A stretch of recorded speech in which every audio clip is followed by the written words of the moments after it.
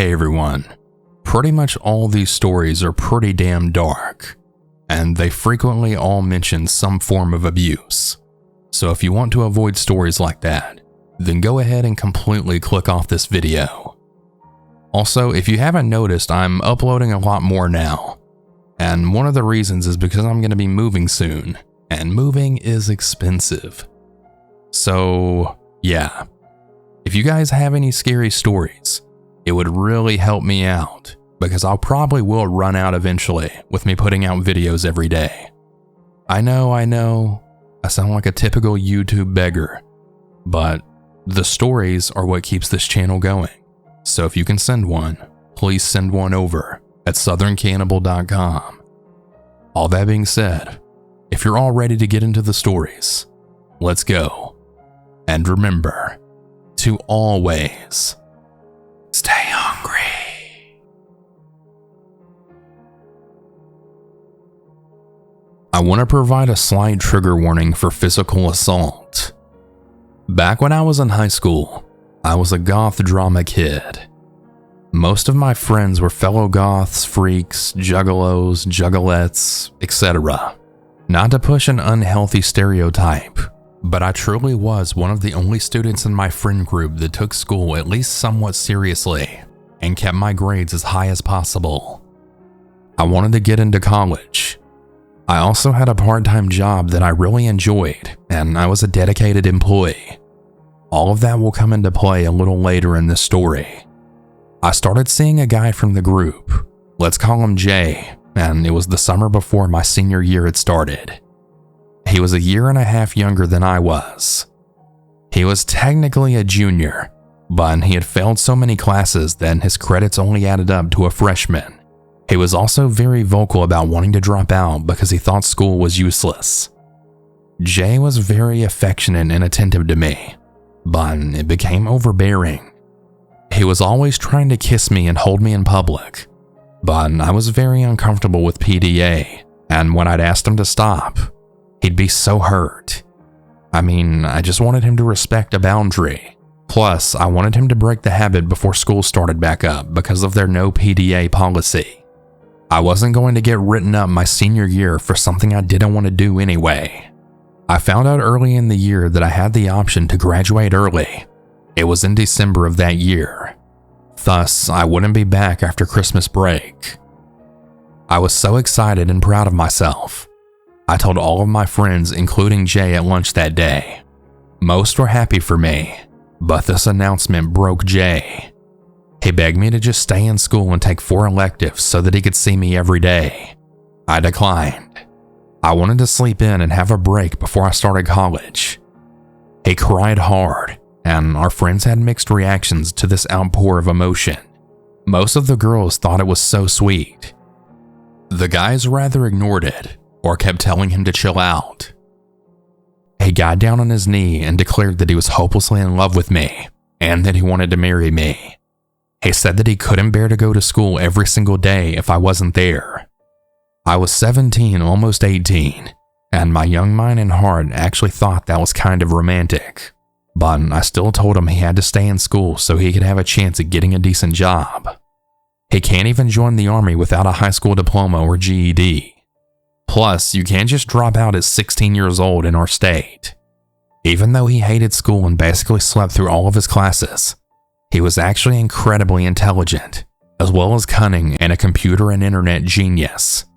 Right before winter break started, he had formed a plan to work around the dropout clause. First, his mom worked from 7 a.m. to 7 p.m. every day and was gone before the buses showed up to get him and his younger siblings. She'd never know he didn't leave for school.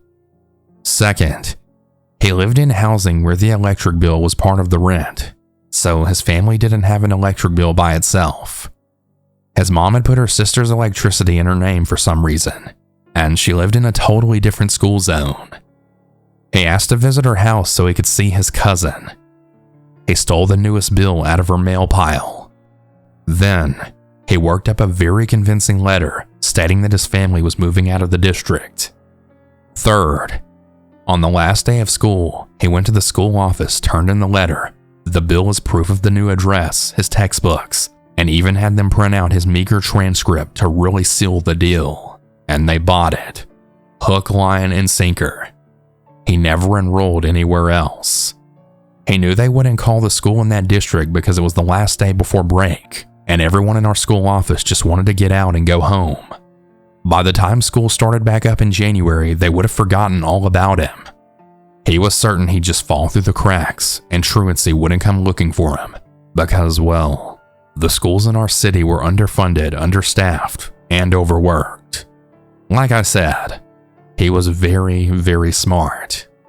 For the 2 months following Christmas, all he did was sleep, do stuff on his computer, snack, and constantly call and text my cell phone if I wasn't with him.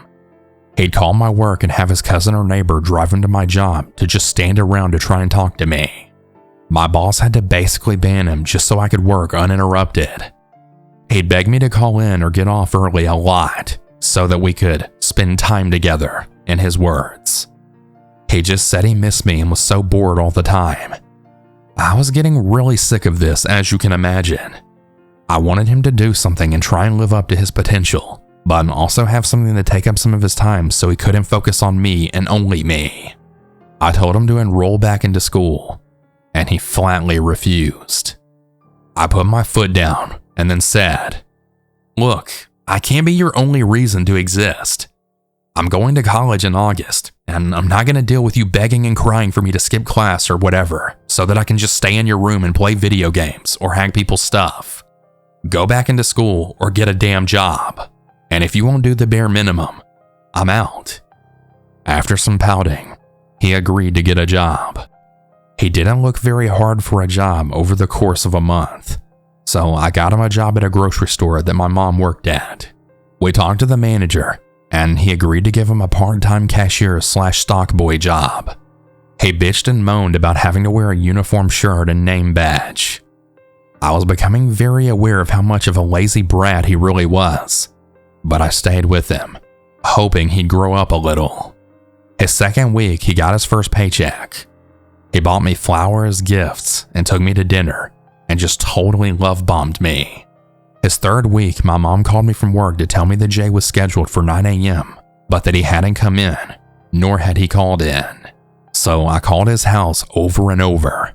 No answer. Landlines were still a main form of communication at this time. I also want to add that it was one of my rare Saturdays off, so I had time to drive over there. I opened the front door, and the house was quiet, save for a muffled rhythmic sound coming from his bedroom in the basement. I went down there, and I found him deeply asleep, with his blaring alarm clock buried under a pile of dirty laundry and a blanket. I said his name, and I kicked his mattress 3 times, and he didn't stir. He slept like the dead. I had to physically shake him like on soap operas to wake him up. When I told him he was an hour late for work, all he said back was, "Yeah, well, tell them I'm sick or something. I was up until 6 a.m. I'm tired." I was very pissed, and I told him to call his boss himself. He did, and he was then informed that he'd get a write-up for a no-call, no-show. He then asked me to stay and crawl into bed with him. I refused, and I walked out without another word. About 3 days later, he had called me from work and asked for a ride home. I was off in 30 minutes, so I said okay. He came out without his apron or shirt. I asked about it, and he said that he ripped them doing something in the stockroom and would get another apron in his next shift. So the next day, my mommy called me from work again and asked if Jay had told me what happened the night before. I thought that she was talking about his uniform, but no. He had been fired. He was caught pushing the carts really fast in the parking lot, making them jump the curb and then flip in the air. He rendered 2 of them unable to be used again from doing this. But worse than that, he had alcohol in his water bottle. He was underage drinking hard lemonade while ringing up groceries. A customer had smelled it on his breath and had then reported it to the manager on duty. And then he was fired immediately. That was it. I was done. Not only did he fail to keep an easy job for more than a month, but he was drinking, damaging property, and lying to me about it. I had a double to work that day, and I was not in the best mind place for the full 10 hours.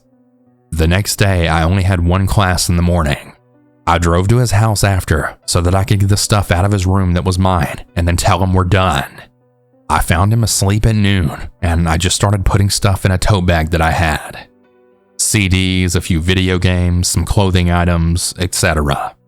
I wasn't being quiet, but he was still snoring away. So I said screw it, and I was about to leave just when he woke up and saw me. He bounced out of bed all happy that I was there. I told him it was over. I told him I deserved better than someone that refuses to try and get a high school degree or keep a job longer than a month before being fired for drinking and breaking cards. He claimed they were lying. He said he didn't do anything like that. I told him to stop bullshitting me, and after all this, he at least owed me honesty. He eventually broke down, crying, screaming, and begging me not to leave him. He promised to do better. He said he'd do anything I asked as long as I stayed being his girlfriend. Come on, please don't do this. I'll die without you. Please. I kept saying no and attempting to walk up the stairs. He grabbed the tote bag I had full of my stuff and yanked it hard, causing me to lose my balance. I fell down 4 of the concrete steps and landed on the rough carpet they had down there. I cut my lip, my forehead, and my wrist started swelling almost immediately. I was in a daze. I couldn't feel the pain. All I felt was anger, shock, and fear. He kept apologizing over and over. When he ran to the bathroom to get a washcloth for my cuts, I then stood up on shaky legs. As soon as I heard him ascend the living room stairs to the bathroom, I slammed everything that fell out of the bag back in, and I started making my way back up the stairs while dialing 911 on my cell. I wasn't taking any chances now. Before I pressed send, I then heard, "Jay, what the hell are you doing home so early?" His mom had apparently taken the day off to go to a doctor's appointment and get some errands done. She hadn't noticed that in almost 4 months he wasn't going to school. Apparently his siblings hadn't ratted him out, which I found surprising. He was stuttering something about feeling sick that morning when I came up the steps, bloody and holding my swollen wrist. She totally freaked out, thinking he beat me up or something. She started screaming at him, then asking him what the fuck he did to me. He broke down crying yet again, saying it was an accident. He handed me the wet cloth and kept trying to hug me. His mom was demanding an explanation of why I wasn't in class and what the hell happened to me. He could barely talk because he was crying so hard and loud. He had snot and drool running down his face like a damn toddler. He curled up at my feet, hugging my legs as his mom examined my wrist. I told her everything. How he illegally dropped out of school, got a job, and was then fired for drinking and vandalizing store property. I said I guess what happened on the stairs was technically an accident, but it was totally avoidable. She looked down at him with such disappointment and rage. I told her I was sorry, but that I just couldn't be with her son anymore because he was an anchor around my neck, and clearly not stable. I looked down at him, still crying like a baby, and I told her that he needed some serious help. She agreed, totally understanding my decision. Every time I said I was going to leave, he tightened his grip. We had to literally pry him off of me. He left finger indents on my calves and ankles. I had to work in the back of the house at my job for 2 weeks while my face healed. Way too many customers thought I was in an abusive household, and they were talking to managers about their concerns. My school professors also wanted to know what the hell happened. It was embarrassing. Jay just wouldn't leave me alone. He kept showing up in my job even though he was banned. He'd come to my house and was constantly begging me for another chance. I changed my cell phone number 4 times in 4 months. It was fruitless. He always found it doing his computer stuff though. I tried to file a harassment complaint with the local police department, but they did next to nothing about it. They basically just told me since he was a minor and hadn't done anything violent or illegal, I needed to just ignore him. I really regret not calling the cops the day he pulled me down his stairs. Fast forward to August, and I was going to college. I still lived at home, but it was a half-hour drive to and from every day in heavy traffic. At least once a week, there were love notes, flowers, and mixtapes left on my car's windshield or in my mailbox. I would just toss them in the outdoor trash can or the dumpster at my job. If he happened to still be in the area, I wanted him to actually see me throw his crap away without reading it. It may sound cold, but I was just over this crap. I began dating someone named W in October. He lived closer to the college, and on nights I didn't work, I would just stay over at his place. About a month after dating him, things took a very dark turn. When I would talk to W on the landline, I started to hear weird clicking sounds. At first, I thought it was just my call waiting malfunctioning or the phone itself. Sometimes my call would get disconnected completely. W began getting phone calls in the middle of the night. The same number would show up on his caller ID every time. When he'd pick up, it'd be dead air. It happened over and over again until he just unplugged the phone from the wall. The same number started calling my home and cell phone constantly. Dead air. I had to turn my cell phone off at night and work. My mom would just turn all the home phones to silent at night and told my dad if he needed to get a hold of us to call the nocturnal neighbor. It was so aggravating. I knew it was Jay. He was screwing with me through his computer or something, but I had no way to prove it. I woke up one night around 2 a.m. to the motion detection lights seeping through my curtains. Then there was a tapping on my window. My stomach was in knots. I barely peeked out my window, and I saw the undeniable lanky silhouette of my ex. I heard him breathing really hard and muttering what sounded like, "I know you're home.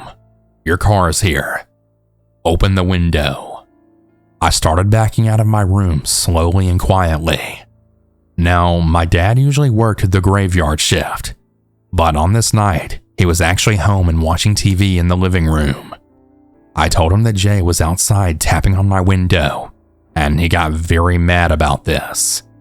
He told me to stay on the couch as he called the police. The taps then became loud knocks that were then heard from other rooms. It woke up my sister and my mother. The loud knocks then became bangs. It was like he was punching the damn glass. I was afraid he'd end up breaking my window, so I went back in and I pulled up my mini blinds. There he stood, tears and snot running down his red face. I cracked the window just a tad so I could speak to him through the screen. I then said in a loud whisper, "What the hell's wrong with you, Jay? It's 2 a.m. I have class in 6 hours. This isn't romantic. It's gross. It's lunatic behavior. You're actually insane, Jay. Why can't you just fuck off? Go away." His eyes and demeanor totally shifted. He took a deep, shaky breath and muttered, "Does he worship you the same way that I do? If you broke up with him tomorrow, would he be destroyed like I am? Would he do everything in his power to win you back like I am? Would he even care? I promise you he wouldn't. He's nothing. I am yours, and you are mine. You need to wake up and see that. And you also need to see that I'm not going anywhere. I'm not going away." He stepped back a bit and rattled off W's full name, address, his license plate, letter and number combination, and a few other things as well. I didn't even know what to say to that. He then smiled in a way that would make Stanley Kubrick himself shudder and walked to his mom's car, which, keep in mind, he didn't have a license to drive, then took off.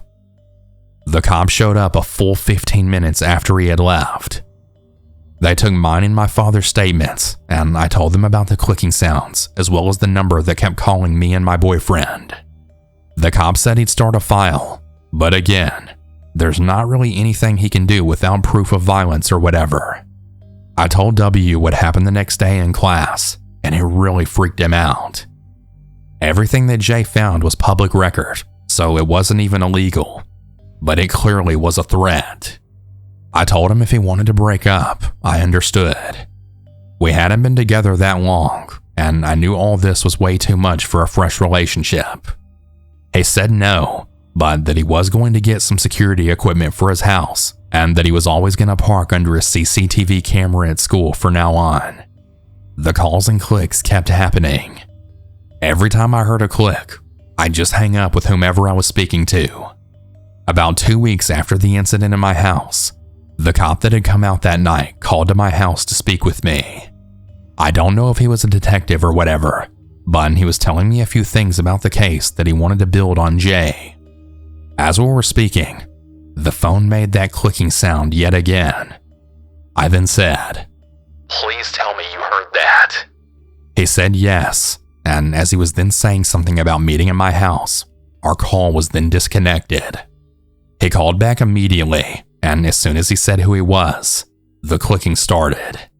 The cop blurted out, "All right, look, I'll be there in 10, and then hung up before the call could be cut again.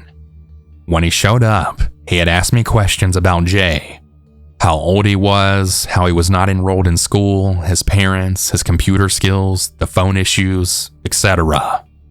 He said the number that kept calling us was the main number to our local phone company. It was the number you call when you pay your bill over the phone and when you needed a line or jack repair. Things like that. He didn't know how, but he knew that Jay was tapping our lines and causing it to disconnect at his will. He gave me his card that had his personal cell phone number, and he said to call him if Jay ever approaches me again anywhere.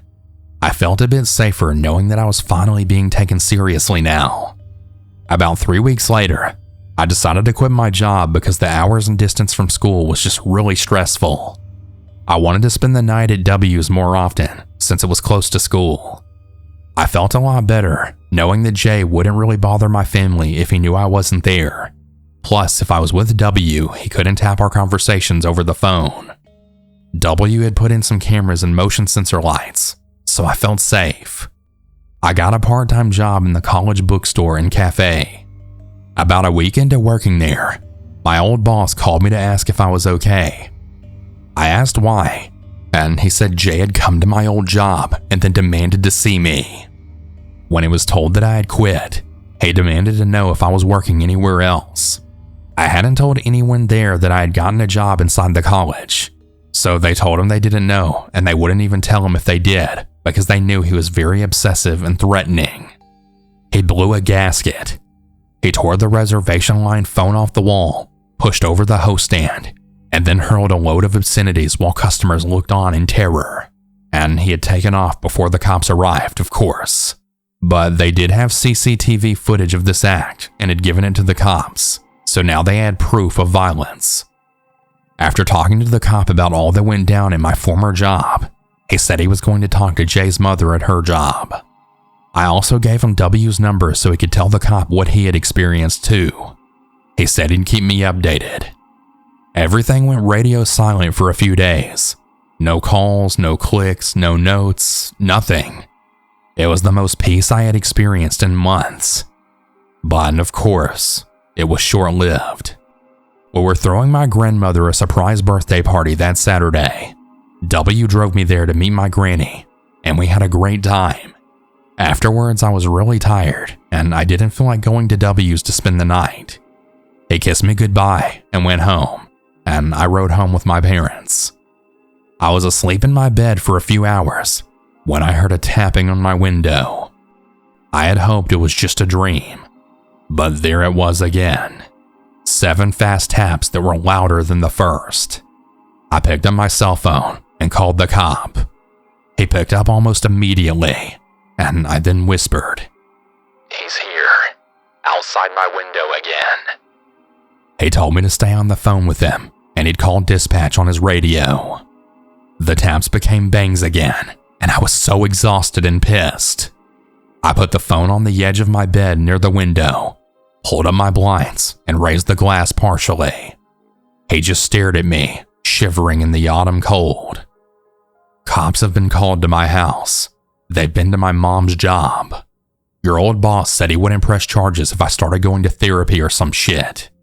My mom has to re-enroll me in school so she doesn't get in trouble. I just glared back at him.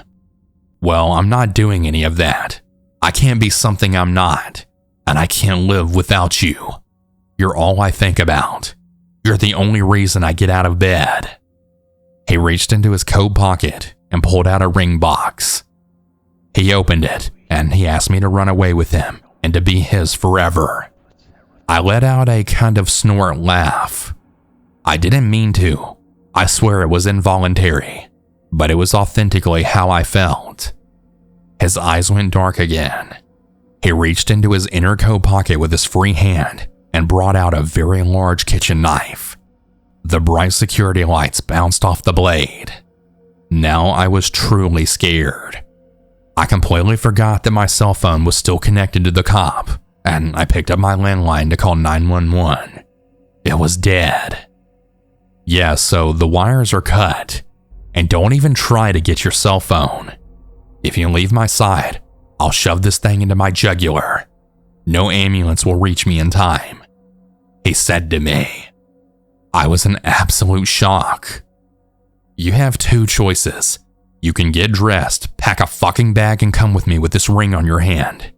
Or you can stand there, do nothing, and have my blood on your hands. I've already left a note for my mother. It says if I end up dead, it's because you let me die. Everything was in slow motion now. I vaguely heard the cop calling my name through my cell phone.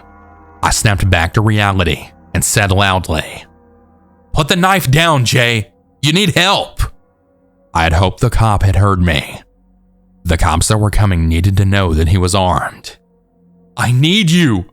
Only you. So what's it gonna be? My wife or my murderer? A ring or blood?"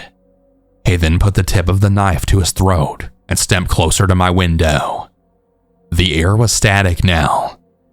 I can't tell you how much time passed from his last sentence to when the red and blue lights finally blinded me. I only heard the officer then say, "Drop it! Get on the ground!" I couldn't see him. I looked at Jay, his eyes still locked on me, but now he looked terrified, with tears rolling down his cheek. I expected at any second for him to shove that knife as deep as he could before the officer got to him, but he didn't.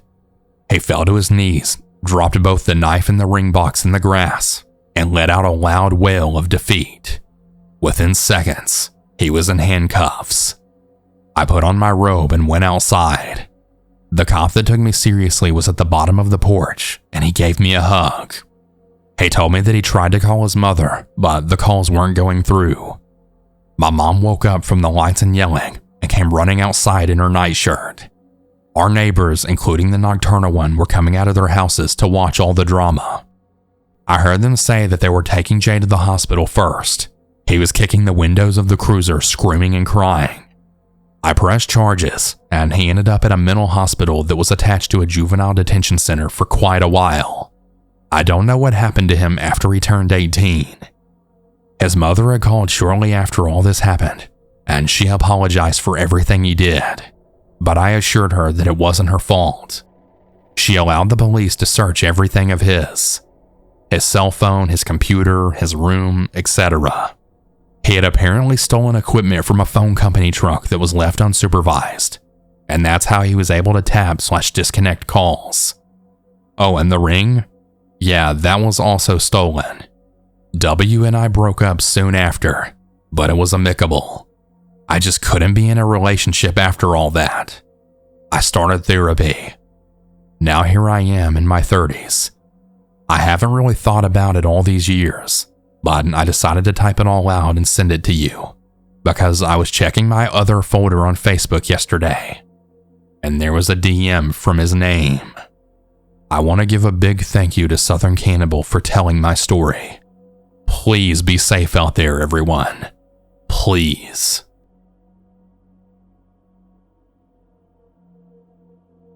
Hi, everyone. For this story, I'm going to refer to myself as M.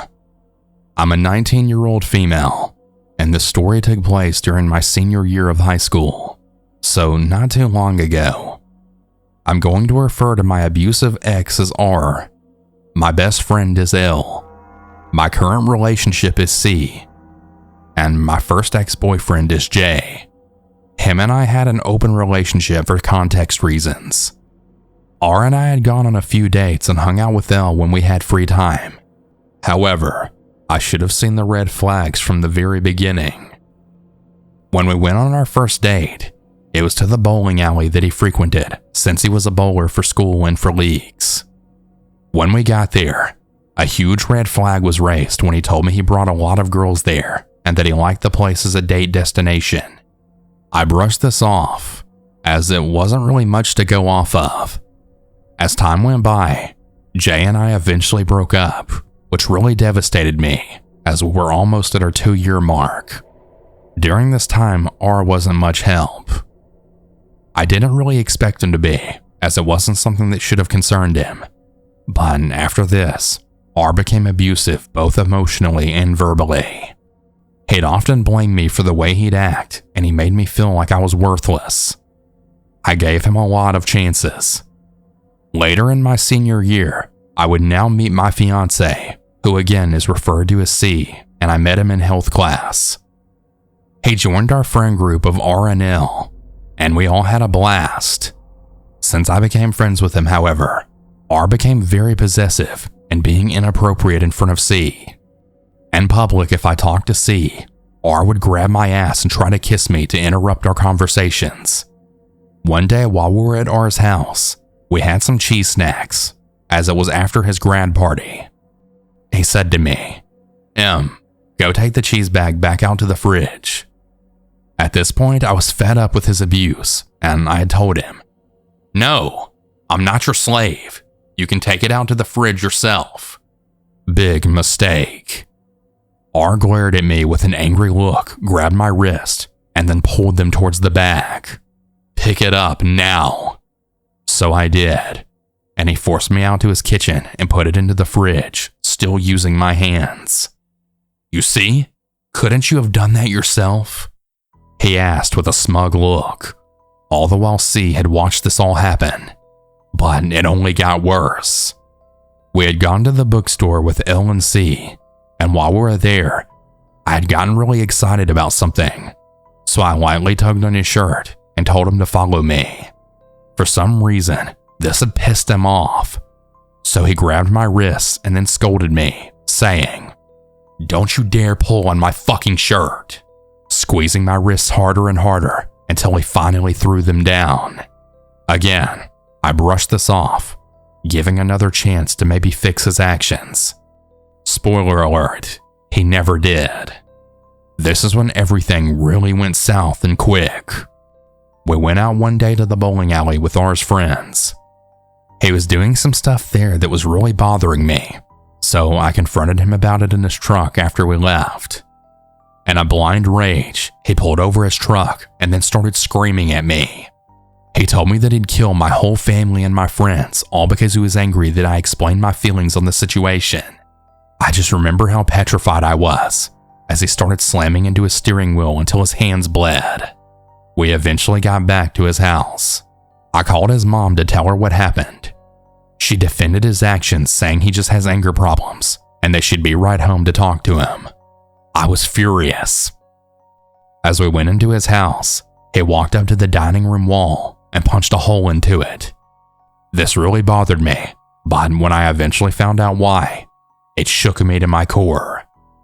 Eventually, after this, him and I would break up, though we would still hang out and have somewhat of a situationship. We had gone to a party at his aunt's house during this time, and we sat down for lunch with his sister, who, by the way, is older than him by about 15 years.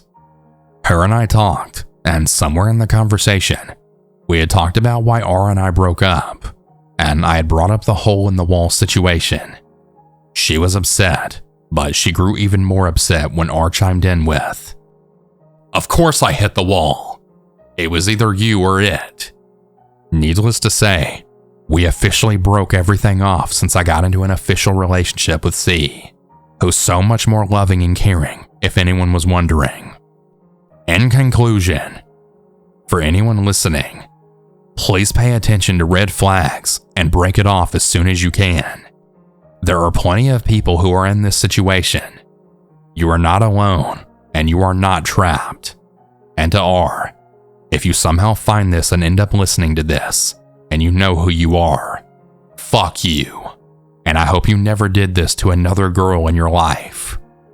Be safe. This was in the early 90s. I met Zach in the local library of my small town where my mom was employed.